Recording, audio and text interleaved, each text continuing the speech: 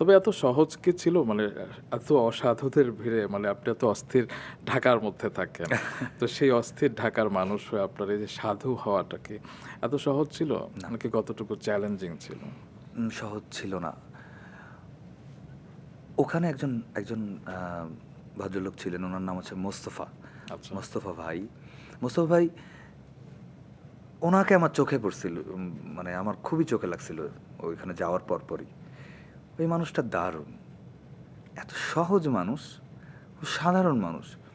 উনি দিনের বেলা কাজ করেন পাথরের টিলায়। তারপরে দুপুরবেলায় হয়তোবা উনি উনি উনি বাসায় সবসময় উনার বউ বাচ্চার সঙ্গে ভাত খান। তারপর আবার উনি মাছ ধরতে চলে আসেন বড়শি নিয়ে।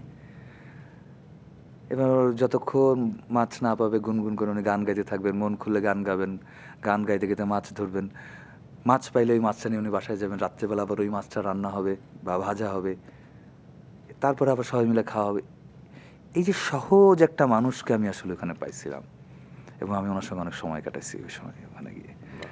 সো তারপর বাবুল কাকা নামে একজন ছিলেন, খুবই সহজ মনের মানুষ। আমি এরকম কিছু সহজ মনের মানুষ আসলে ওখানে পাইছিলাম, যাদের সঙ্গে বেশি সময় আমি যাপন করছি আর কি বাহ! ওখানে। এই সহজ মানুষ তো আপনি নিজেও, সেটা আমরা সবসময় আপনাকে দেখেছি। তবে হয় না যে তারা হচ্ছে গিয়ে দিন আনে দিন খান এবং সহজকে মানে তাদের জীবনটা খুব জটিল না এবং তারা সবসময় আশাতে বুক বাঁধেন।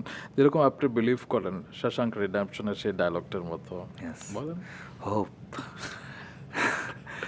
Hope is a good thing and perhaps the And best probably thing the ever. best thing, best thing. but no good thing ever dies. ঠিক তাই।